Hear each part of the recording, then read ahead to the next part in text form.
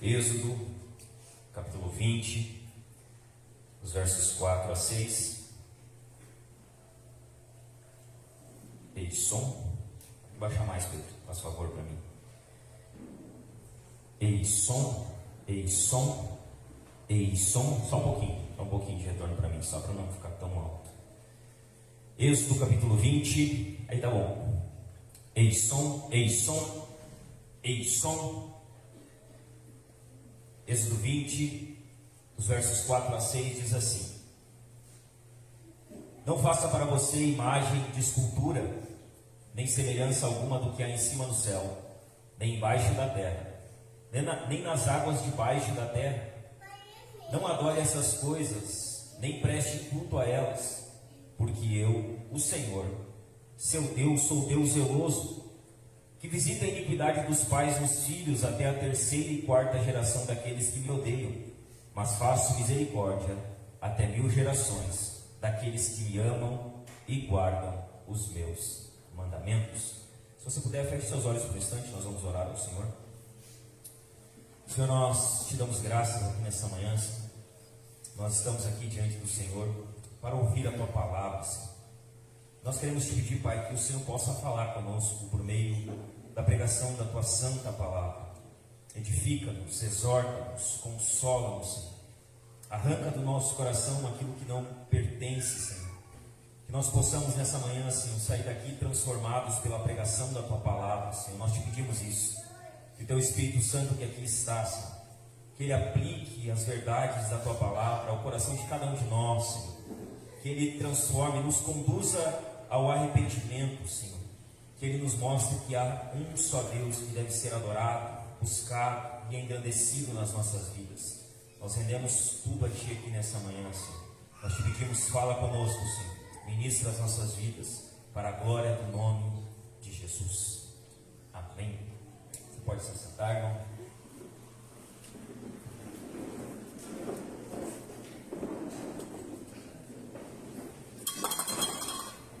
Glória a Deus.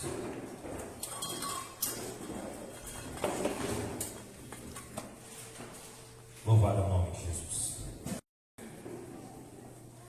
Amém, meus irmãos. Então, domingo passado nós falamos sobre o primeiro mandamento, que é o mandamento de nós não termos outros deuses diante do nosso Deus. E aí nós, de forma prática, aprendemos ali como nós guardamos o primeiro mandamento, dando a Deus uma adoração exclusiva, nos afastando da idolatria, nos voltando unicamente para Cristo, e terminamos vendo 4 exigências que o primeiro mandamento nos faz. Ele exige de nós adoração, exige de nós confiança, exige de nós invocação e exige de nós gratidão. Nós vimos ali que o primeiro mandamento ele só pode ser cumprido, guardado e obedecido plenamente por meio de Cristo. Hoje nós vamos olhar o segundo mandamento. E o segundo mandamento é como se fosse um complemento do primeiro. É como se fosse uma moeda, O primeiro é não adorar outros deuses além do Senhor. E a outra face da moeda é não formar outros deuses, ou não criar outros deuses. Então hoje nós vamos falar sobre isso, sobre o segundo mandamento de não fazer para vocês imagem de escultura. O que precisa ficar claro aqui? O primeiro mandamento, o que ele nos ensina? Que nós não podemos adorar o Deus errado. Que existe um Deus que é digno de ser adorado. E que nós não podemos criar outros deuses, formar outros deuses. Vimos que o nosso coração é um coração muito inclinado à idolatria. Que nós podemos pegar coisas boas, fazer dessas coisas boas falsos deuses e adorar esses falsos deuses no lugar do Deus verdadeiro. Então o primeiro mandamento, ele é contra adorar o Deus errado. O segundo mandamento é diferente. O segundo mandamento é contra adorar a Deus de modo errado. Então o primeiro mandamento fala sobre não adorarmos o Deus errado. O segundo mandamento, ele vai nos ensinar como adorar a Deus da maneira correta, ou como não adorarmos a Deus de modo errado.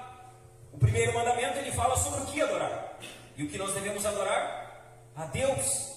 O segundo mandamento, ele fala sobre como adorar. Então, o que Deus vai nos ensinar no segundo mandamento? Como deve ser a nossa adoração? como nós devemos adorar a Deus. O primeiro fala sobre quem adoramos, a Deus. O segundo fala sobre como adoramos, sobre a forma da adoração. O primeiro mandamento, ele rejeita outros deuses que não sejam o Senhor. O segundo mandamento, ele rejeita os modos errados de adorar o verdadeiro Deus. Olha isso, nós podemos estar adorando o verdadeiro Deus de modo errado, e isso é a quebra do segundo mandamento. Nós podemos estar buscando a Deus, nos devotando a Deus sinceramente, mas não do jeito que Deus exige. E se nós adoramos a Deus de modo errado, nós estamos quebrando o segundo mandamento. É sobre isso que o segundo mandamento fala. Ele rejeita os modos errados de adorar o verdadeiro Deus. Então veja bem, irmãos, não basta adorarmos o Deus certo, se nós fazemos isso da maneira errada. Hoje nós vamos ver aquela velha falácia que ela ocorre no meio dos crentes evangélicos. Cada um adora a Deus do seu jeito.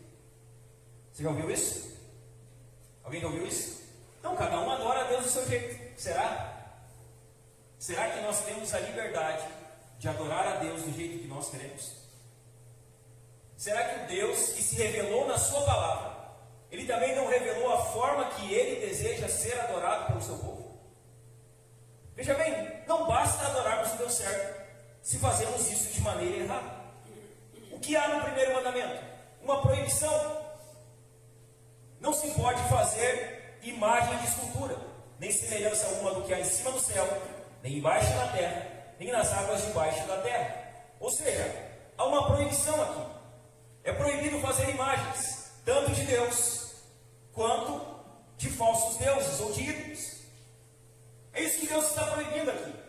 Ele não está falando necessariamente que é proibido fazer apenas outros tipos de imagem, como nós vamos ver no decorrer do sermão. Deus proíbe até a busca de fazer uma imagem dele próprio. É isso que o primeiro mandamento está nos ensinando.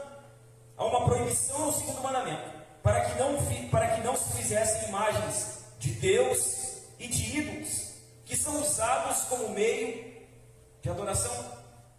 A pergunta que fica é: será que Deus é contra imagens? Será que Deus proíbe todo tipo de imagem? Quando você olha, por exemplo, para o tabernáculo, Deus ele dá uma planta do tabernáculo para Moisés. E Deus ele dá para Moisés tudo aquilo que ele queria dentro do tabernáculo. Então, por exemplo, dentro do tabernáculo tinha uma arca, que era a Arca da Aliança. O que tinha em cima da tampa da Arca da Aliança, do propiciatório? A imagem de 2 querubins. Como eram as cortinas do tabernáculo? Elas eram bordadas. E nessas cortinas tinham imagens. O que havia no candelabro? No candelabro havia desenhos de imagens. Então, quando nós olhamos para essa proibição, ela não está necessariamente dizendo que Deus proíbe todo o uso de imagem, ou que nenhuma imagem pode existir, porque existia imagens no culto de Israel, no culto judaico. A grande questão que fica é que nenhuma das imagens criadas para o tabernáculo e para o culto judaico era um meio de adoração. Eles não adoravam a arca, e eles não criam que, por se prostrarem diante da arca, teriam contato com Deus. Eles não adoravam as cortinas, eles não adoravam as imagens do candelabro, eles não adoravam os querubins que estavam na tampa do propiciatório. Existiam imagens. O problema é que essas imagens não eram meios de adoração. Elas não eram imagens usadas para o culto a Deus. Elas estavam ali, foram determinadas pelo próprio Deus, mas não eram um meio de culto e de adoração. Por que as imagens não poderiam ser um meio de culto e de adoração? Há alguns exemplos que nós podemos olhar. Você lembra quando uma praga fere Israel, e Deus diz para Moisés fazer a imagem de uma serpente, colocar numa haste, e erguer aquela haste, e todo aquele que olhasse para a haste seria curado? Moisés obedece. O que há ali? Há a permissão de que uma imagem fosse feita. Então todos aqueles que olham para aquela haste são curados. O que você vai ver no decorrer da história? Que o povo ele pegou aquela imagem que havia sido permitida para aquele determinado fim e transformou em um Deus, em um santo. O que você vai ver, por exemplo, é Gideão. Gideão, com os 300, ele derruba o exército inimigo, ele vence. O que ele faz? Ele pega a estola sacerdotal, que era permitida por Deus, e ele faz da estola sacerdotal um meio de adoração a Deus, configurando idolatria. Então nós vemos que Deus ele não proíbe a imagem em si. E não estou aqui dizendo que nós vamos fazer imagens, porque essa é a quebra do primeiro mandamento. Mas que há imagens no culto judaico. Que havia imagens, só que as imagens do culto judaico não eram um meio de adoração. Não era um meio pelo qual eles buscavam contato com Deus. Diante dessa proibição, há algumas questões aqui que elas precisam ser entendidas.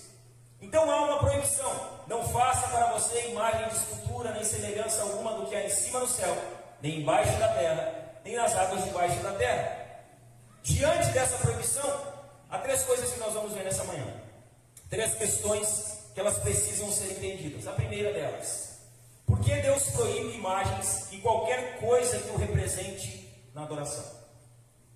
Por que há essa proibição? Por que Deus ele proíbe imagens e qualquer coisa que represente Ele na adoração? Vamos ver isso? 6 razões do porquê Deus nos dá essa proibição. A primeira delas: por que Deus proíbe imagens e qualquer coisa que o represente na adoração? Em primeiro lugar, porque Deus é livre. O nosso Deus, Ele é livre. E o que é a idolatria? O que é fazer uma imagem de escultura? O que é ter um objeto como meio de adoração a Deus? É tentar conter a Deus em uma imagem. É tentar limitar a Deus. O ídolo é uma tentativa de manipular a Deus. Então aqueles que veem um ídolo, o que eles pensam? Que eles carregam Deus junto com ele. Que eles podem a qualquer momento se dobrar diante daquele ídolo e automaticamente eles vão ter contato direto com Deus. Que aquele ídolo é uma maneira deles terem as suas orações ou as suas rezas respondidas. O ídolo é uma tentativa de manipular a Deus. Só que veja bem, meus irmãos, Deus é livre. Nosso Deus é livre. Só que Ele é mais do que livre. Ele é indomável. Nosso Deus é um Deus indomável. E nada pode conter a Deus. Nada pode manipular a Deus. Nada pode burlar aquilo que Deus é, faz e diz. Nada. Nenhuma imagem, nenhum ídolo, nenhum objeto. E é por causa disso que Deus ele não permite o uso de imagens. As imagens não podem contê-lo. Ao representar Deus ou adorar algo como se fosse Deus, nós comprometemos a sua liberdade. Nós reduzimos Deus a uma imagem. Nós tentamos domar o nosso Deus. Sabe o que acontece com muitas pessoas que fazem isso? Elas pensam mais ou menos assim: eu posso trazer Deus comigo aonde eu estiver. Se eu tiver uma imagem, uma estátua, um santo, um símbolo, um objeto, eu carrego Deus comigo. Deus ele está aqui na minha mão. Eu posso controlar Ele. Se eu fizer certas coisas, se eu orar de determinada maneira, virado para tal lugar, né? Tem pessoas que dizem assim: agora vem para a sua casa e ore virado para a sua casa, né? Então é uma tentativa de manipular Deus. Tem pessoas que elas pensam que por ter uma imagem, por terem um ídolo nas suas mãos, elas podem carregar a Deus, elas podem controlar Deus com seus rituais certos, elas podem ter uma resposta favorável de Deus nas suas orações. Elas pensam que se elas colocarem, por exemplo, um sacrifício, uma oferta, uma moedinha no pé do ídolozinho ali, o ídolozinho ele vai responder favoravelmente. Então bote lá uma moedinha debaixo do Buda, né? O Buda vai responder favoravelmente para você. Faça um sacrifício para o seu Deus, como é comum acontecer nas religiões de matriz africana, né? Então eles sacrificam para o seu Deus. E eles procuram sempre dar o melhor, porque eles pensam que aquele sacrifício é uma maneira de obter resposta de Deus. E a idolatria é isso. A idolatria, ela é uma tentativa de controlar a Deus. No entanto, Deus não é controlável. Nosso Deus, ele não é um Deus manipulável. Veja bem, irmãos, é impossível tomar o Deus invisível e fazer uma imagem desse Deus que não se vê, sem que isso comprometa a sua liberdade. Deus é Espírito, Deus é invisível, e é impossível tentar formar uma imagem de um Deus que é invisível, que é Espírito, que é indomável, sem que isso comprometa a sua liberdade. Deus é Espírito, ele não tem um corpo. Nosso Deus, ele não tem um corpo, e não cabe a ninguém tentar formar um corpo visível do Deus que é invisível. Não cabe a nenhum ser humano tentar tornar visível o Deus invisível. E essa é a primeira razão. Por que Deus, ele proíbe imagens e qualquer coisa que o represente na adoração? Porque ele é um Deus livre, um Deus indomável, um Deus que não pode ser manipulado, um Deus que não pode ser controlado, um Deus que não pode ser controlado em uma imagem, em um objeto de culto. Em segundo lugar, por que Deus proíbe imagens e objetos que representem ele na adoração? Porque ele é um Deus zeloso. Nosso Deus é um Deus zeloso. E a palavra zeloso aqui é ciumento. Nosso Deus é um Deus ciumento. Veja o que diz o verso 5. Não adore essas coisas, nem preste culto a elas, porque eu, o Senhor, seu Deus, sou Deus zeloso, que visita a iniquidade dos pais nos filhos até a terceira e quarta geração daqueles que me odeiam. O verso 6 vai dizer assim: mas faço misericórdia até 1000 gerações daqueles que me amam e guardam os meus mandamentos. Um parêntese aqui. Muita gente pega esse texto aqui para tratar a questão de maldição hereditária. Então eles dizem: olha, se você for um idólatra, até a terceira e quarta geração da sua família vai ser idólatra. Não é sobre isso que o texto está falando. Porque o texto, a mesma Bíblia vai dizer em Ezequiel 18, que se o pai for alguém rebelde, ele pagará pelo seu crime, pela sua rebeldia. Mas se o filho, ele não seguir o caminho do pai, ele não pagará pelos pecados do seu pai. E é exatamente isso que o texto está dizendo. É exatamente isso que ele diz. Ele diz: olha, não adore essas coisas, nem preste culto a elas, porque eu, o Senhor, seu Deus, sou Deus zeloso, que visita a iniquidade dos pais dos filhos até a terceira e quarta geração daqueles que me odeiam. Ou seja, se o pai é idólatra e se o filho continuar sendo idólatra, é claro que o filho vai pagar o preço pelo seu pecado. Agora, se o pai é idólatra e o filho abandona a idolatria, Deus não vai julgar o filho pelo pecado do pai. É isso que o texto está dizendo. Se mudar o coração, se arrepender dos seus maus caminhos, não vai alcançar a próxima geração. Então o texto não fala de uma maldição hereditária que vai pulando de pessoa para pessoa, como muita gente usa esse texto aqui. Ok?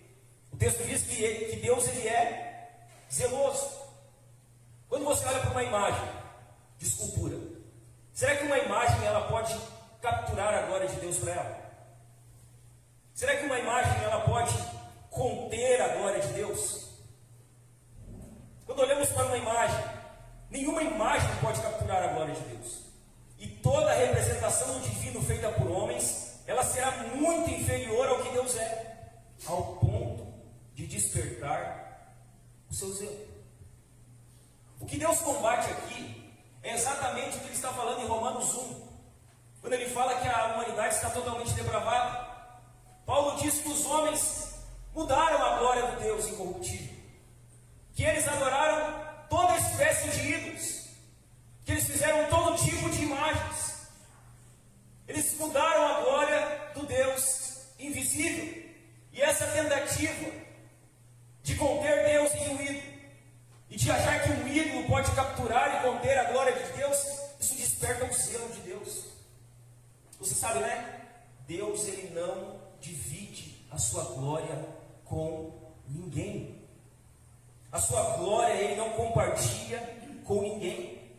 E quando algo ou alguém tenta se colocar ao lado de Deus, capturando a sua glória, isso faz com que Deus desperte o seu zelo, ou como nós gostamos de falar, Deus fica irado. E é por isso que Deus está irado com esse mundo. Porque esse mundo está cheio de falsos deuses, que tentam roubar para si a glória que é devidamente e unicamente do Senhor. O zelo de Deus é despertado. Deus ele não divide a sua glória com ninguém, mesmo que a tentativa seja sincera de não substituí-lo, de apenas representá-lo, de apenas ter aquilo como uma imagem que representa a Deus. Isso desperta o zelo de Deus. O nosso Deus é um Deus que é ciumento, irmãos. Ele não divide a sua glória com ninguém.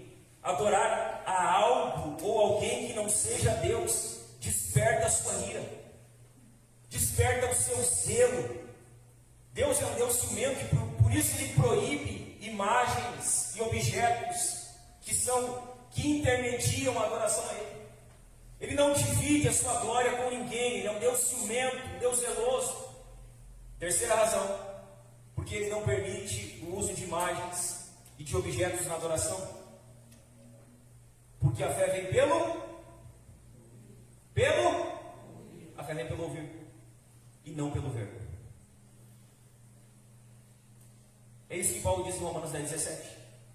Porque a fé vem pelo ouvir e ouvir mediante a palavra de Cristo. Paulo não diz que a fé vem pelo ver. Paulo não diz que a nossa fé vai ser despertada porque nós vemos algo, mas porque nós ouvimos o Evangelho. E porque o Evangelho mudou o nosso coração. Veja bem, irmãos, o povo de Deus, a igreja, nós somos um povo que vê pelo ouvir. Sabe como nós vemos? Pelo que ouvimos.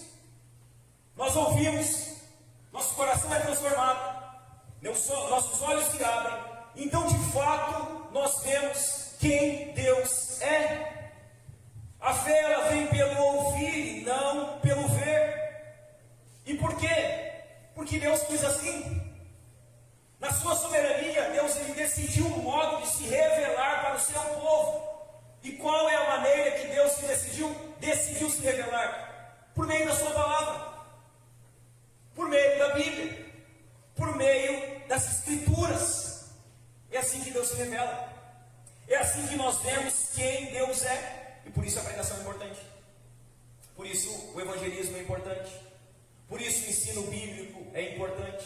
Por isso nós precisamos estar aqui todo domingo, abrindo a Bíblia, lendo a Bíblia, explicando a Bíblia, aplicando a Bíblia. Porque é isso que faz com que as pessoas vejam quem Deus é. Daí a importância da pregação. Daí a importância do evangelismo, do ensino bíblico constante. Deus ele não se revelou por imagem.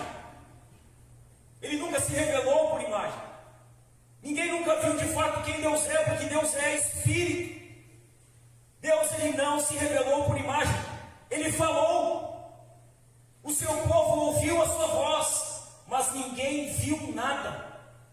E por que Deus não permitiu que o seu povo visse? Porque se o povo visse Deus, o povo criaria uma imagem de Deus. É aquilo que eu falei domingo passado. Nós conseguimos pegar coisas boas e fazer delas ídolos, porque o nosso coração é inclinado à idolatria. Se Deus tivesse se revelado como alguém invisível, como uma imagem, como uma pessoa, sabe o que os israelitas fariam? Eles fariam certamente uma imagem de Deus e se prostrariam diante dessa imagem. Deus ele não se revelou assim. Ele se revelou por meio de fala. Quando ele fala com Moisés na sarça ardente, a imagem de Deus lá diz que a sarça queimava e que Deus falava por meio da sarça. Mas não há uma imagem de Deus. Havia ali apenas a voz do Altíssimo. É isso que está acontecendo aqui nos 10 mandamentos. Deus está falando com o povo, mas Ele não se revela em imagens para o povo. Olha o que diz Deuteronômio, capítulo 4, os versos 12 e o verso 12 e o verso 15. O verso 12 diz assim: então o Senhor falou a vocês no meio do fogo, e vocês ouviram o som das palavras dele. Vocês ouviram a voz, mas não viram aparência nenhuma, só escutaram a voz. Tenham cuidado, guardem bem a sua alma, porque vocês não viram aparência nenhuma no dia que o Senhor, o Deus de vocês, lhes falou em Horebe, no meio do fogo. O que Moisés está dizendo? que Deus havia falado ao povo em Horebe, que Deus havia falado por meio do fogo. Só que Deus não havia se revelado em imagem para o povo. Ele havia falado, eles haviam ouvido o som das suas palavras, mas eles não viram aparência nenhuma.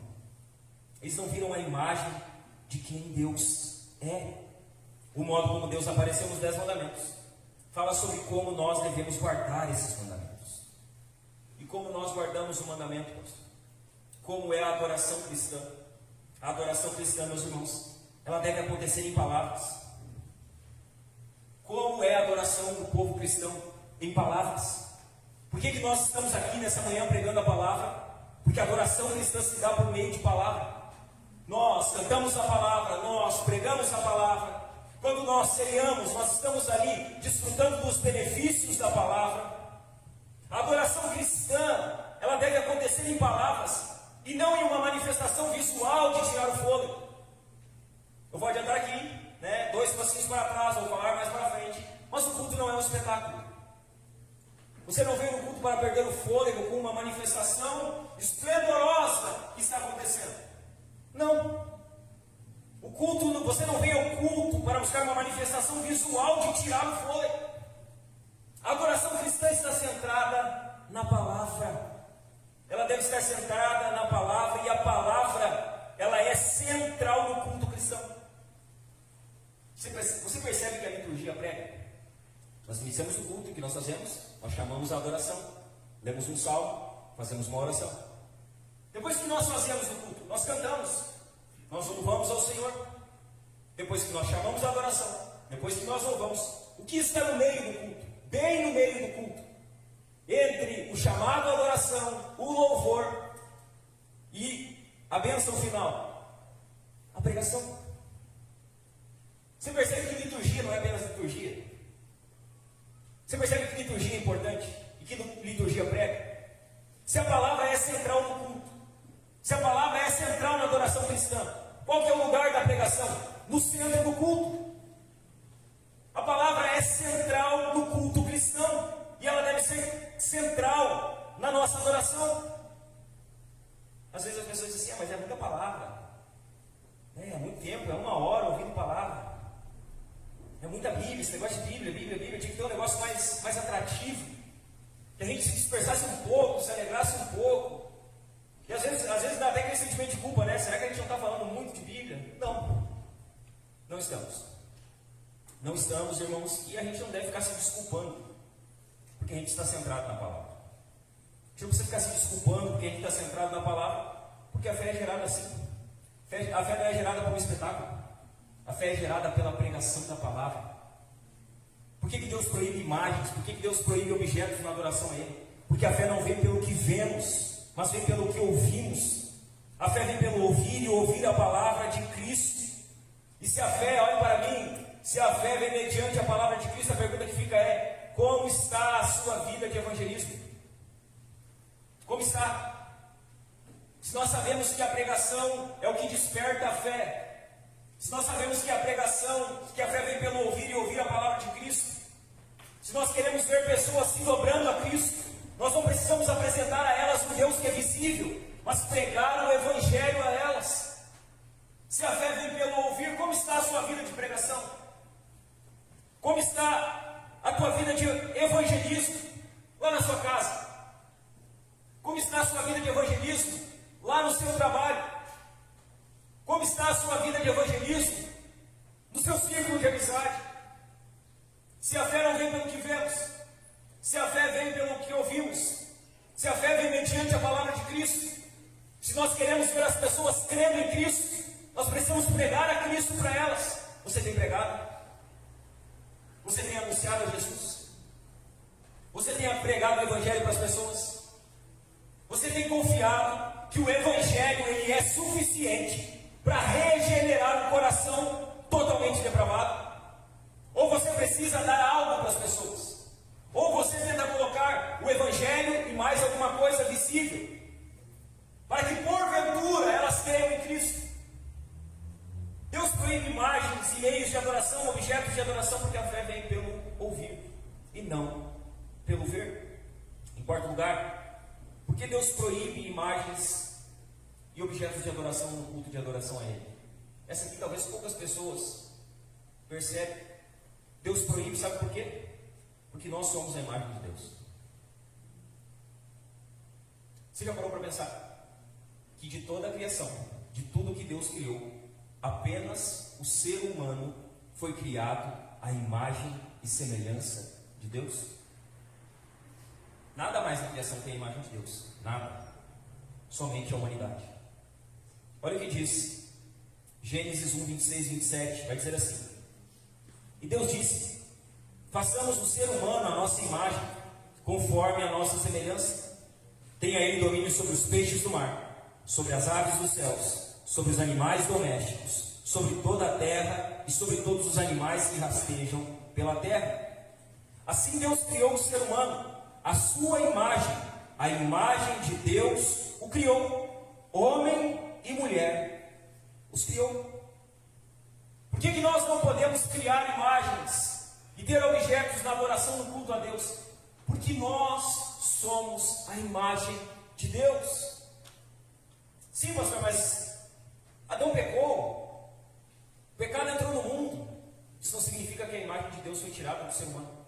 O ser humano ainda tem a imagem de Deus em si, a imagem dele ainda está ali. O pecado é como um terremoto, sabe o que ele faz? Ele distorce a imagem de Deus no homem. Mas ali no homem, em toda a humanidade, a imagem de Deus ainda está presente, distorcida por conta do pecado. Muitas vezes as perversões que vemos os homens fazendo é justamente por conta do pecado, que distorceu a imagem de Deus na humanidade. Não escandalize, mas nós somos estátuas de Deus.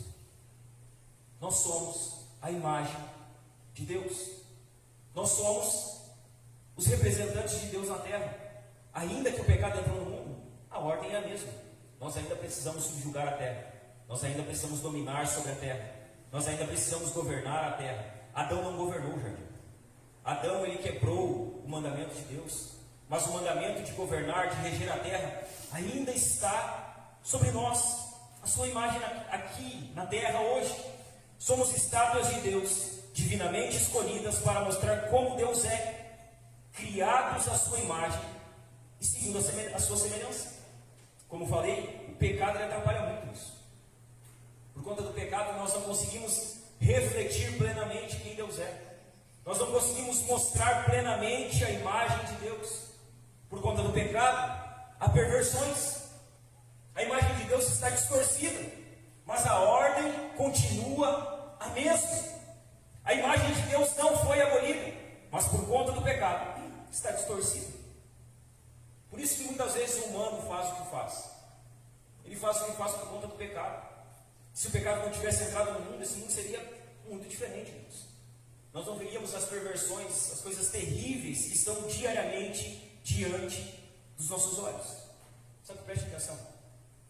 Quando você olha para o pior ser humano que existe na terra, e ainda que você olhe e diga que não, a imagem de Deus ainda está ali nele, distorcida, pervertida por conta do pecado, mas a imagem de Deus ainda permanece ali. Quando olhamos para o pior ser humano que já pisou nessa terra, ele possuía em si a imagem de Deus. Pastor, por que a imagem de Deus é tão importante? Porque nós vamos ver que nós não devemos matar. E matar fisicamente é matar a imagem de Deus. Por isso, por exemplo, que a gente não é favorável ao aborto. Porque o aborto o que é? A gente crê que a vida ali, desde a concepção. E quando alguém mata um bebê no ventre, independente de quantos dias e semanas tem, está matando a imagem de Deus. O ser humano é a imagem de Deus. Distorcida? Sim. Pervertida por conta do pecado? Sim. Mas ainda assim, a imagem de Deus. Em que lugar? Porque nós precisamos evitar. Porque Deus ele proíbe imagens e objetos no culto de adoração. Porque o próprio Deus ele provê a mediação. Então o que é comum nós ouvimos de pessoas que têm imagens. Elas querem buscar a Deus. E elas têm o ídolo como um mediador a Deus. Como alguém que media eles ou elas a Deus em suas orações e rezas. Então eu vou rezar, orar para tal ídolo. E ele vai mediar isso diante de Deus. Ele vai levar as minhas orações e as minhas rezas até Deus. A questão é que Deus mesmo provê a mediação. Muitas pessoas pensam, se Deus está no céu, faz sentido, né? Que eu tenha um portal aqui na terra.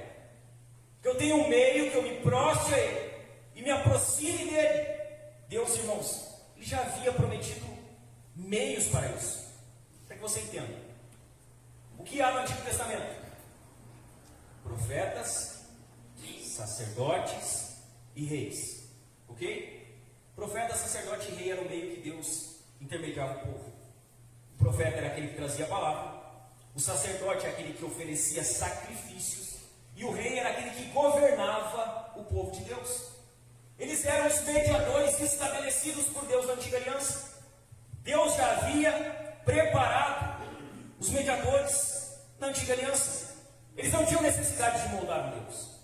Eles não tinham necessidade de criar um intermediário para eles. Os profetas, sacerdotes e reis eram os mediadores estabelecidos por Deus para que o povo se aproximasse dele. Então Deus estabeleceu os meios. E o que é a idolatria? A idolatria é criar meios próprios de se achegar a Deus. Então Deus diz, olha, vocês vão chegar a mim por meio dos profetas, dos sacerdotes e reis. Nós não queremos. Nós vamos criar um Deus nosso para nos chegar a ti. Idolatria. Deus, ele provê os mediadores. Deus, ele tem o seu próprio meio de se aproximar do seu povo. Ele estabeleceu isso. E assim deve ser. Por isso, irmãos, não se pode haver uma imagem fazendo mediação. Porque Deus estabelece os mediadores. Por isso não pode ter uma imagem fazendo a mediação. Esse não é o meio estabelecido por Deus. Deus, ele estabeleceu o meio. E o seu povo obedece o seu meio. Sexta razão do porquê Deus proíbe imagens e objetos no culto de adoração. Por que ele proíbe, pastor? Porque Jesus é a imagem de Deus. Jesus é a imagem de Deus. O que Deus estabelece como mediadores no Antigo Testamento? Sacerdotes, profetas e reis. Sabe o que acontece na nova aliança em Cristo? Cristo, ele é o cumprimento perfeito dessa mediação. Jesus é o sacerdote perfeito. Jesus é o profeta perfeito. E Jesus é o rei perfeito. O cumprimento desse mandamento se dá em Cristo. Os mediadores prometidos no Antigo Testamento, em Jesus eles têm o seu cumprimento. Em Jesus eles se cumprem. Jesus é o profeta, o sacerdote, o rei perfeito. Jesus é o representante perfeito de Deus. Ele é a imagem do Deus invisível. E por isso Jesus podia dizer, olha, quem vê a mim, está vendo meu Pai. Eu sou aquele de qual a lei falava. Eu sou o profeta perfeito, o sacerdote perfeito, o rei perfeito. Jesus, irmãos, é a imagem perfeita de Deus. E ele representa a Deus de forma perfeita. Jesus é o mediador perfeito. E por isso Paulo diz a Timóteo que há um só Deus e um só mediador entre os homens, Cristo Jesus, homem. Jesus é aquele que nos intermedia, ele é a imagem de Deus. Portanto, irmãos, se Jesus é o único mediador entre Deus e a humanidade, e ele é, e ele de fato é, então todos os outros modos de mediação são a quebra do segundo mandamento. Se Jesus é o único mediador entre Deus e os homens, e ele é, porque a Bíblia diz que ele é, todos os outros modos de mediação são idolatria. Eles são a quebra do segundo mandamento. Ah, pastor, mas as pessoas que se dobram diante de santos, elas são sinceras. Elas vão sinceramente para o inferno se não se arrependerem. A sinceridade delas não vai salvar elas, se não houver arrependimento. Deus estabeleceu um modo de ser adorado. E o modo de Deus ser adorado precisa ser obedecido. Só que preste atenção aqui, porque isso isso é muito importante. Muito importante. Todo Deus que recebe adoração, veja bem, você adora a Deus, ou um Deus que você criou. Todo Deus que recebe adoração molda o seu adorador. Todo Deus. Para simplificar, você se torna parecido com quem você adora. Se você adora a Deus, você vai ficar parecido com Jesus. Agora, se você adora um outro Deus que não é o Deus das Escrituras, você vai se tornar semelhante a esse Deus. Todo Deus que recebe adoração torna o seu adorador conforme ele é. Veja bem, as pessoas são moldadas pelo seu objeto de adoração. Você se torna aquilo ou aquele a quem você adora. E não sou eu que digo isso, é a própria Escritura. É bom nós recapitularmos esse texto do começo da nossa conversão de muitas pessoas. Sabe quando nós abandonamos a idolatria? Tinha um texto lá que nós sabíamos ele de cabeça. Parece que nós botamos esse texto de lado, mas vamos lembrar ele aqui. A Bíblia diz que nós nos tornamos semelhante ao que adoramos. Salmo 115, versos 4 a 8 diz assim: os ídolos das nações são prata e ouro, obra de mãos humanas. Tem boca e não fala, tem olhos e não veem, tem ouvidos e não ouvem, tem nariz e não chegam, tem mãos e não apalpam, tem pés e não andam, som nenhum lhes sai da garganta. Tornem-se semelhantes a eles os que os fazem, e todos os que confiam nele. Ou seja, que Deus é esse que não vê, que não ouve, que não chega, que não apalpa e que não caminha? Como colocar a confiança num Deus que não faz nada? Num Deus que na verdade não é Deus? Esse texto foi esquecido por muitos de nós, irmãos. A maioria de nós ouviu esse texto aqui quando se converteu e aprendeu que idolatria era pecado. E aprendeu que idolatrar era a quebra do mandamento. E às vezes nós deixamos esses textos de lado. O que o salmista disse? Que aqueles que adoram ídolos se tornam semelhantes a eles. Tornem-se semelhantes a eles os que o fazem, e todos os que neles confiam. Veja bem, quando uma pessoa se distancia de Deus e adora ídolos, sabe o que acontece? Ela fica cega, cada vez mais cega. Quando uma pessoa se distancia de Deus e adora ídolos, ela fica cada vez mais fechada para a verdade. O coração dela se fecha para a verdade. Eu não estou falando só dos ídolos dos católicos, tá, irmãos? Estou falando dos ídolos que eu preguei aqui semana passada. E quando nós começamos a falar de idolatria, e o nosso ídolo é identificado por nós, ó, o coraçãozinho fica fechadinho. É isso que a idolatria faz. A idolatria nos cega. A idolatria, ela faz com que a gente fique cada vez mais fechado para a verdade, menos aberto para as Escrituras. O coração ele fica de pedra. E por que o coração é de pedra? Porque o ídolo é de pedra. O ídolo é de material sólido. Então, se você adora um ídolo, o seu coração vai ser moldado por esse ídolo. O coração é de pedra porque o ídolo é de pedra. Porque o material é sólido, sem vida, morto. A pessoa se torna aquilo que adora. Ela se torna semelhante àquilo que adora. E para alguém ter vida, meus irmãos, é preciso adorar ao único Deus vivo. Somente adorando ao Senhor teremos vida. Isso aqui é extremamente importante. Nós sempre vamos refletir aquilo que adoramos. Sempre.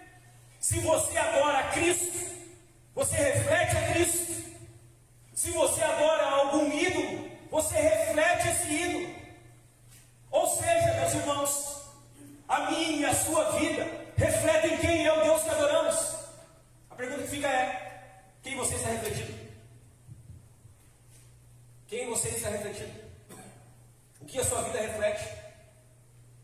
A sua vida hoje reflete Cristo?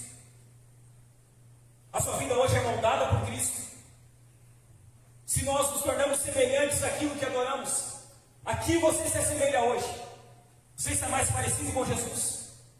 Jesus, a sua vida reflete a Cristo? Se a sua vida não reflete a Cristo, o que ela está refletindo? Qual é o ídolo que você precisa abandonar? Qual é o falso Deus que você está adorando? Qual é o falso Deus que está cegando os seus olhos, que está endurecendo o seu coração, que está levando você para longe da verdade? Qual é o falso Deus que você precisa abandonar? Se nós nos tornamos semelhante àquilo que adoramos, se você não está refletindo a Cristo, há um falso Deus na sua vida, há um ídolo aí. O que você precisa abandonar hoje? Qual o ídolo que precisa ser destronado da sua vida e lançado fora, para que você se volte em adoração para o verdadeiro Deus? O Deus que pode dar vida a você, o Deus que pode restaurar o seu coração, o Deus que pode te dar alegria verdadeira. Essa é a primeira questão que nós precisamos compreender do segundo mandamento. O porquê da proibição. O que fica claro então aqui, irmãos, no segundo mandamento, é que nós precisamos entender como adorar a Deus. É que há uma maneira de adorar a Deus. Existe um modo, e esse é o tema do sermão hoje, né? O modo da adoração. Há um modo certo de adorar. Há um modo certo de adorar ao Senhor. Se a questão é a adoração, então precisamos entender como adorar a Deus. E esse é o segundo ponto. Essa é a segunda questão. Como nós adoramos a Deus corretamente? Se há um jeito errado, e Deus está condenando o jeito errado no segundo mandamento, como nós adoramos Ele da maneira correta? De que maneira nós adoramos Deus corretamente? Se a questão é a adoração, então entendemos que não se pode adorar a Deus de qualquer jeito, amém? Amém? Não adoramos a Deus de qualquer jeito. Não, cada um adora a Deus do jeito que quer, não na igreja e não no culto. Na sua casa, no seu quarto, quando você está no seu tempo particular, íntimo com Deus, aí você adora a Deus do jeito que você quer. No culto, não. No culto tem um jeito de Deus ser adorado. No culto não é cada um adora a Deus do jeito que quer, e cada um faz o que quer no culto. No culto, Deus ele nos deu um modo que Ele deseja ser adorado. O segundo mandamento deixa claro que não podemos adorar a Deus do jeito que queremos.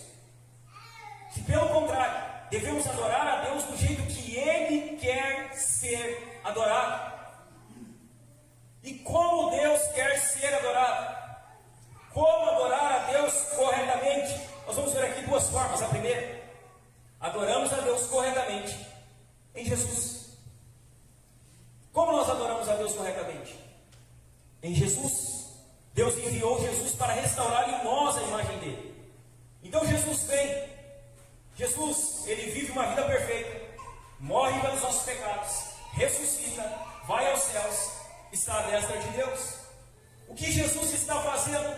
Restaurando a imagem de Deus em nós. É somente Jesus que pode fazer isso.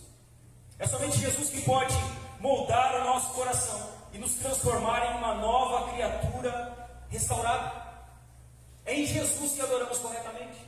E na verdade, ninguém adorou como Jesus adorou.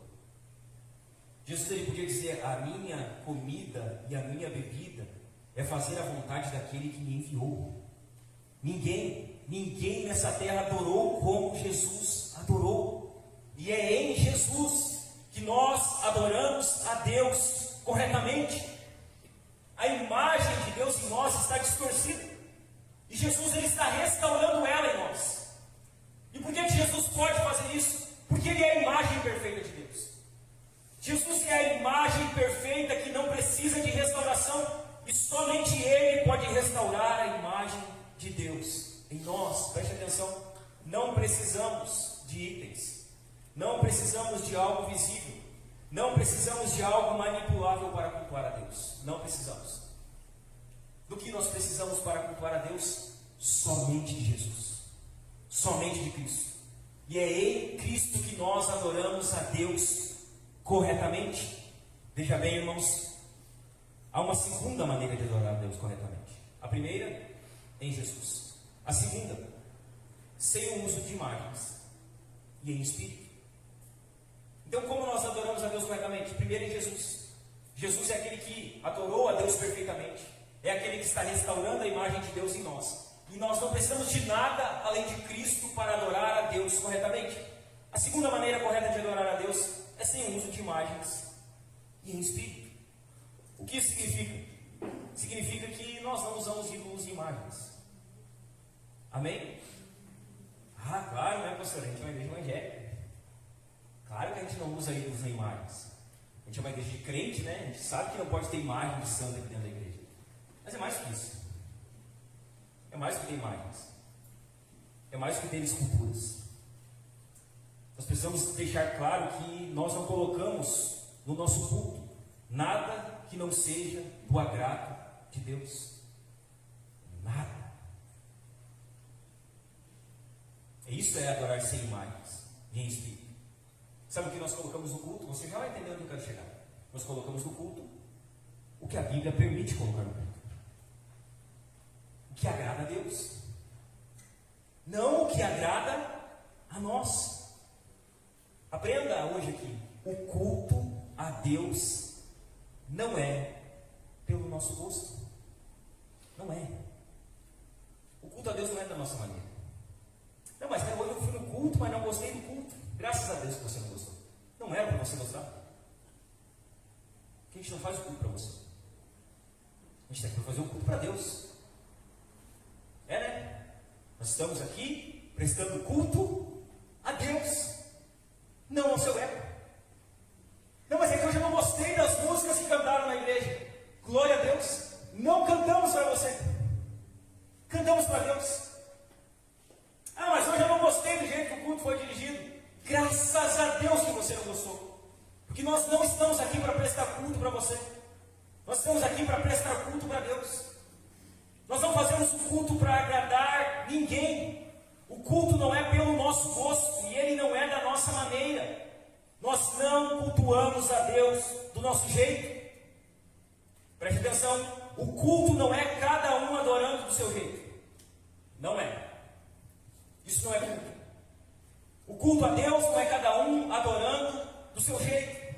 A nossa liturgia, que é o que eu falei antes aqui, ela precisa ser de acordo com o que Deus estabeleceu. Então Deus estabelece um modo de ser cultuado. E aonde está esse modo? Na sua palavra. O que delimita o culto? A Escritura. O que pode no culto? O que a Bíblia diz que pode. O que não pode no culto? O que a Bíblia diz que não pode. A liturgia precisa ser de acordo com o que Deus estabeleceu. Ou seja, preste atenção, não fazemos culto para gerar experiência nas pessoas. Você não veio aqui para ter uma experiência arrebatadora, para cair no chão, rolar, chorar, babar, e levantar e sair daqui dizendo: que culto poderoso, que experiência que eu tive com Deus hoje. Não estamos fazendo culto para gerar experiência em você. Não estamos. Não fazemos culto para gerar experiência nas pessoas, nem para que elas se sintam afagadas ou bem. Ai, hoje eu saí me sentindo bem. Saí me sentindo afagada. Que droga de culto que nós fizemos se você saiu daqui bem. Você tem que sair daqui triste. Você tem que sair daqui chorando, dizendo: meu Deus, eu não sou crente. Tem muita coisa que eu não faço na minha vida. Essa palavra que foi pregada hoje foi para mim. Porque a gente tem um costumezinho, né? Ah, se aquele irmão tivesse no culto hoje, que palavra, era para ele direto. Se fosse para ele, Deus trazia ele. Se você está aqui, é porque é para você. Deus fala com quem está e não com quem não está. E o culto não é para afagar ninguém, não é para você sair daqui se sentindo bem. Isso pode acontecer, pastor? Pode. Você pode ter uma experiência, você pode sair daqui afagado, pode acontecer. Mas se não acontecer, está tudo certo. Se não acontecer, não significa que o culto foi menos espiritual, ou que foi menos ungido, ou que foi menos poderoso. Veja bem, irmãos, se essas coisas não acontecerem, isso precisa sempre ficar claro. O culto aqui é sempre feito para Deus. E por isso a gente, preste atenção, por isso nós tiramos coisas da nossa liturgia de culto que nós tínhamos no começo da igreja. E por isso nós não acrescentamos coisas à liturgia da nossa igreja. Você entende? Nossa igreja aqui, quem está aqui desde o começo, sabe que nós começamos a igreja de um jeito. Nós fomos moldando a igreja e tirando coisas que com o tempo nós vimos que, poxa, nós estamos fazendo algo que Deus não pediu. Nós não vamos agradar a Deus fazendo algo que Ele não pediu. Nós vamos agradar a Deus fazendo aquilo que Ele pediu. E por isso nós não acrescentamos itens novos na liturgia ou na adoração, sem que os mesmos sejam vistos na Escritura. Por exemplo, nós não temos teatro no culto. E veja bem, nunca teremos. Nunca. E por que nós não temos teatro no culto? E nunca teremos? Porque não tem teatro em nenhum culto na Bíblia. O problema é o teatro, pastor? Não, não é o teatro. Nós podemos fazer um teatro aqui num dia que não for de culto, já fizemos. Trazer alguém aqui, fazer uma peça, não é culto. É uma maneira de nós reunirmos as pessoas, desfrutarmos de arte. Mas no culto, nós paramos o culto aqui, agora nós vamos ter uma apresentação aqui, para que você compreenda o que vai ser falado, o que a Bíblia diz. Não temos teatro, e não teremos teatro. E pelo modo simples, pela questão simples, não tem na Bíblia. Uma segunda coisa aqui que é sempre questão de debate, nós tínhamos e retiramos, é a dança. Nós tínhamos dança aqui até uns 2 anos atrás. E nós, ao ir compreendendo que estávamos muito equivocados, nós tiramos. E hoje não faz mais parte da liturgia. E não fará mais. Ah, pastor, agora estou frustrado. Queria que a minha filha dançasse. Queria ver ela com o lencinho aqui dançando aqui na frente. Não vai rolar. Me desculpe. Mas você pode levar no balé. No balé ela pode dançar. Então não temos dança. E a dança talvez seja uma questão um pouquinho mais melindrosa. Porque as pessoas dizem assim, não mora naquela igreja lá porque não tem dança. Tem gente que saiu daqui porque não tinha dança. Você acredita nisso? Que não ficou congregando aqui porque a gente não tinha ministério de dança. A gente diz, poxa, né? A gente tinha aqui, mas a gente entendeu que não é bíblico, né? Não, mas aqui Davi dançou, pastor. Eu disse, claro. Ele estava no culto. Davi estava no templo, ele estava no tabernáculo dançando. Não. Ele dançou, mas ele não estava no templo dançando. Mas é que eu queria dançar. Você pode dançar. O louvor pode estar tocando aqui. Você pode dançar na sua cadeira. Então o louvor fica bom, né? Você se balança, você dança. Você pode dançar. Podemos dançar. A Bíblia manda que a gente dança. A igreja dança. Não o ministério dança. Não 3 pessoas dançam. Mas que a igreja dança. Que a igreja bata palmas. Que a igreja glorifique. A dança do culto, mas não esse tipo de dança que nós tínhamos e que hoje se tenta defender. Davi dançou, mas não tinha ministério de dança, né? Não, né? Davi não pegou lencinho, né? E ainda disse, dança profética. É profética. Quando você mexe o lenço, é profético. A unção sai do seu lenço para curar as nações, né? Não. Davi não fazia isso, né? Ele não tinha lenço. O problema é a dança, pastor? Não, o problema é a dança do jeito que muita gente acha que a dança deve ser usada no culto, como um elemento de adoração. Esse é o problema. Não faz parte da liturgia do culto. O culto, irmãos, ele deve ser do jeito que Deus estabeleceu, e não pelas nossas preferências, não pelos nossos gostos, não pelas nossas experiências, mas unicamente para que Deus seja adorado. Deus define o modo que Ele quer ser adorado, e não nós. É Deus que define, e Ele mesmo providenciou os meios que devem ser usados. Eu não concordo, pastor. Eu acho que cada um adora a Deus do jeito que quer. Adorar a Deus do jeito que quer é adorar a si mesmo. Idolatria. Nós não adoramos a Deus do jeito que queremos. Nós adoramos a Deus do jeito de Deus. Adorar a Deus do jeito que nós achamos que deve ser é adorar a si mesmo. É adorar um Deus criado pela sua própria mente, e isso é idolatria. Olha para cá. Adorar a Deus de maneira errada prestar culto a Deus, culto estranho a Deus, é perigoso. Por que é perigoso prestar culto estranho? Eu não acho nada a ver. Eu não acho nada a ver ter dança no culto. Por mim podia ter, não tem problema nenhum. Eu não acho nada a ver ter teatro no culto. Não tem problema nenhum. Falar para você, contar uma história para você. Teve 2 homens que eles acharam nada a ver levar incenso estranho para dentro do tabernáculo. Você já viu falar em Nadab e Abiú, filhos de Arão? Deus ele diz, olha, vocês vão prestar culto a mim assim. O incenso que vai ser levado para a minha presença é esse. Aí um dia, Nadab e Abiú disseram assim, não, hoje a gente vai adorar a Deus do jeito que a gente quer. Eles pegam fogo estranho. E eles levam fogo estranho para dentro do Santo dos Santos. Sabe o que Deus faz? Mata eles fulminado na hora. Detalhe, eles eram filhos do sumo sacerdote. E Deus matou eles na hora, sabe por quê? Porque eles estavam prestando a Deus um culto que Deus não havia pedido a eles. Ou seja, adorar a Deus da forma que Deus não pediu é perigoso. Mas eu conto outro caso para você, para que você não ache que isso é invenção da minha cabeça. Você já ouviu falar de Uzá? Você conhece como Uzá morreu? Davi vai e ele quer levar a arca de volta para Jerusalém. Só que Davi, ele quer levar a arca do jeito dele. Ele monta uma carroça de boi, ele bota a arca em cima da carroça e eles vão levando a arca. Só que havia um modo da arca ser transportada. Havia um jeito que Deus havia estabelecido. Sabe o que acontece? O relato é bem claro. Eles estão levando a arca. De repente, do nada, os bois tropeçam.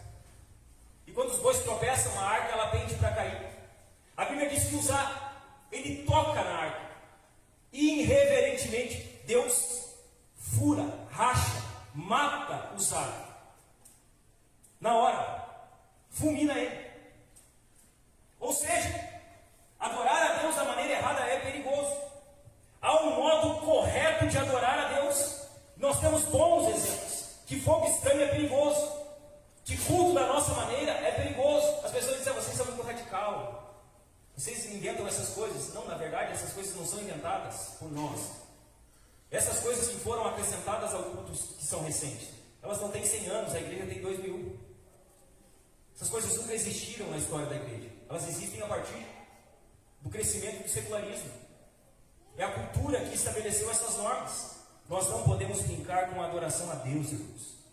Nós não podemos brincar diante do Senhor. Há uma maneira correta de adorá-lo. E é isso que nós precisamos buscar. Mas é legal, mas Deus não pediu. Não, mas toda igreja tem. A gente não vai ser toda igreja. Não, mas todo mundo faz, então quer dizer que todo mundo está errado, pastor, e só vocês estão certos? Eu não sei, irmãos. Eu sei que a gente está procurando fazer o que está escrito.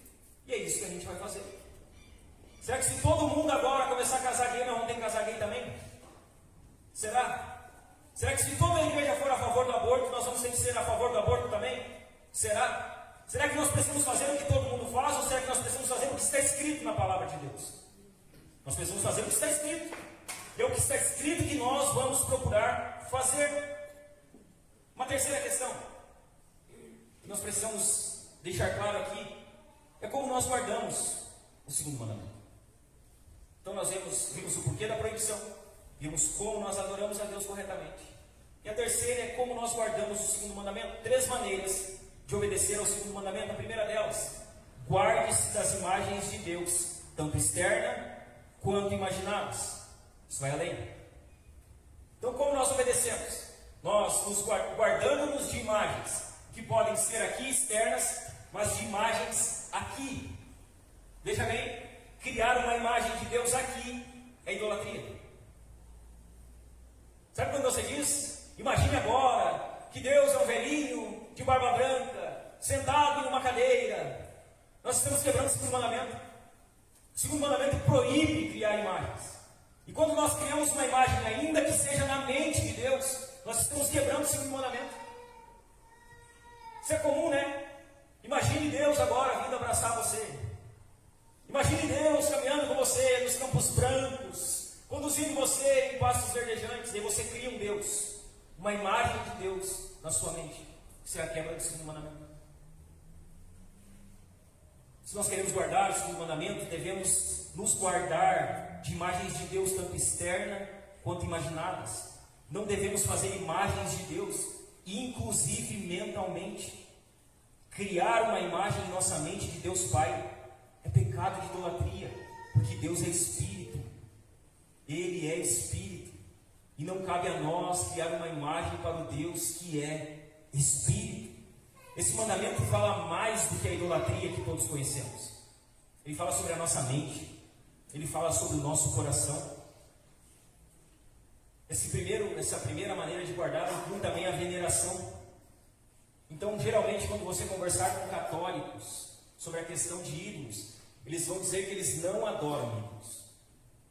Eles não adoram Maria, eles não adoram o santo padroeiro ou o santo que eles têm como o mediador deles. Eles vão dizer que eles veneram. Eles não é adoração, é veneração. A gente não está adorando a imagem, a gente está venerando ela. Então, você imagina assim os israelitas dizendo para Deus: não, Deus, a gente não está adorando o bezerro, a gente está só venerando ele. É a mesma coisa. É dar adoração, é se prostrar, é prestar culto. Essa não é uma explicação muito aceitável. Então, como nós guardamos o primeiro mandamento? Guarde-se das imagens de Deus, tanto externa quanto imaginadas. Segunda maneira de guardar o segundo mandamento, preste atenção aqui, porque isso aqui é importante também. Não contribua com a idolatria dos outros. Não contribua. Então você é alguém que não tem imagens, mas existe uma ordem ali no mandamento: não faça para ti imagens, ídolos. O texto ele fala sobre não fazer. Preste atenção. Pode ser que de uma forma ou de outra você seja levado a produzir ou a encorajar a idolatria de outros. Você pode estar talvez encorajando outras pessoas à idolatria. De que maneira isso pode acontecer, pastor? Cuidado ao produzir, cuidado ao comprar, cuidado ao vender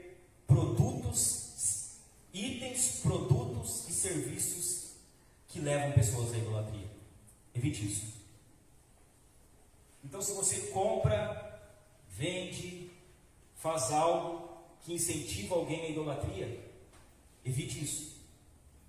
Se a idolatria é pecado, e se você não quer cair no pecado da idolatria, consequentemente você não vai querer que outras pessoas peguem na idolatria. Ah, pastor, mas cada um faz o que quer na vida. Sim, mas você tem a verdade. Se você sabe que a verdade é que não se idolatra, quando você faz algo que incentiva a idolatria de outra pessoa, você está compactuando com o pecado dela.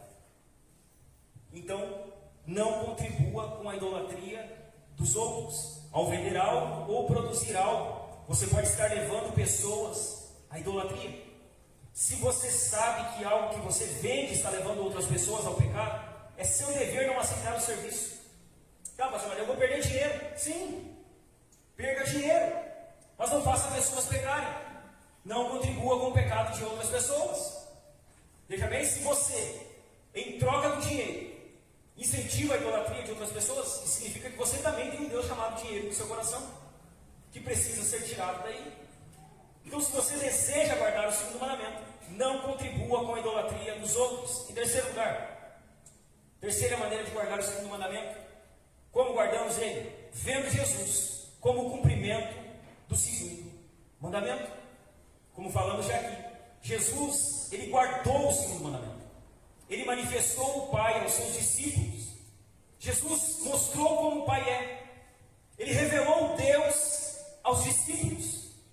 É em Jesus, irmãos, que nós temos essa imagem de Deus.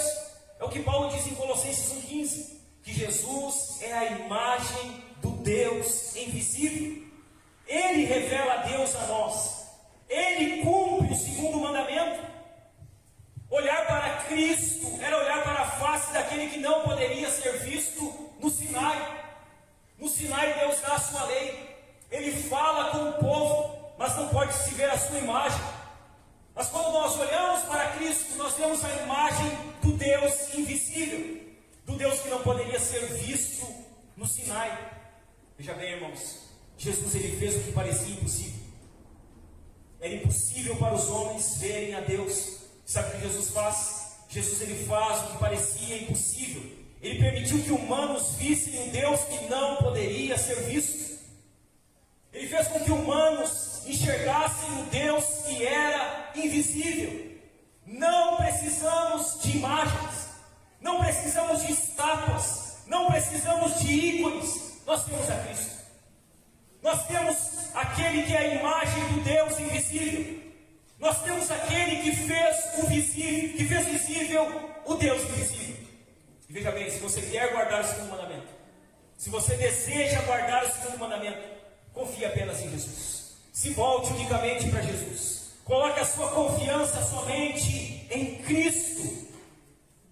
Essas são 3 questões, irmãos: o porquê, o como adoramos e o como obedecemos. Eu encerro aqui. Quando nós falamos do segundo mandamento, a certeza que nós temos é que Adão quebrou o segundo mandamento no jardim. Deus fez Adão e Eva à sua imagem e à sua semelhança. Deus colocou Adão e Eva para governarem o jardim. E o que Adão e Eva fazem? Eles quebram o segundo mandamento. Eles criam outros deuses diante deles. Eles não adoram a Deus como Deus pediu para ser adorado. Adão quebrou o segundo mandamento. Ele não serviu a Deus com interesse. Ele não adorou a Deus como Deus queria ser adorado. Adão não guardou o templo de Deus, que era o jardim. O jardim era o templo de Deus. E sabe o que Adão faz? Ele quebra o segundo mandamento. Ele não guarda o templo de Deus. O primeiro Adão quebrou o segundo mandamento. Mas o segundo Adão, irmãos, ele guardou o segundo mandamento plenamente e perfeitamente. Jesus guardou o segundo mandamento. Ele cumpriu plenamente o segundo mandamento. Jesus cultuou a Deus. E ninguém cultuou a Deus como Cristo. Sabe o que Jesus fez? Ele condenou o falso culto. Às vezes os irmãos ficam ofendidos que a gente fala umas coisas que incomodam. Jesus fazia isso. Jesus disse para a mulher samaritana: vocês estão adorando e vocês nem sabem quem adoram. Vocês não conhecem o Deus que vocês adoram. Jesus ele chama os fariseus e diz: vocês falam, só que as palavras de vocês, elas não estão de acordo com o coração de vocês. O culto que vocês dizem que prestam a mim, a adoração que vocês dizem que dão a mim é mentirosa. Jesus, o segundo Adão, ele condenou o falso culto, tanto com a mulher samaritana, quanto com os fariseus. Aquele que era a imagem visível de Deus, ele não precisou fazer imagens ilícitas. Ele não precisou criar falsos deuses. Ele prestou culto como Deus desejava ser cultuado. Jesus cumpriu o segundo mandamento, irmãos. Ele guardou o segundo mandamento. E sabe o que nós precisamos? Nós precisamos de Jesus. Nós precisamos de Jesus. Se nós queremos guardar o segundo mandamento, nós precisamos de Cristo. Lembre-se, tudo é questão de adoração. Tudo se resume à adoração. Não basta ter o Deus certo e adorar da forma errada. Nós precisamos entender que precisamos de Jesus. Que se nós queremos guardar o segundo mandamento, necessitamos de Jesus. Que a nossa confiança, ela deve estar nele. E somente nele. Somente Jesus guarda o segundo mandamento com perfeição. Somente ele. E nós jamais conseguiremos guardar o segundo mandamento se não estivermos em Cristo. Amém, meus irmãos? Amém?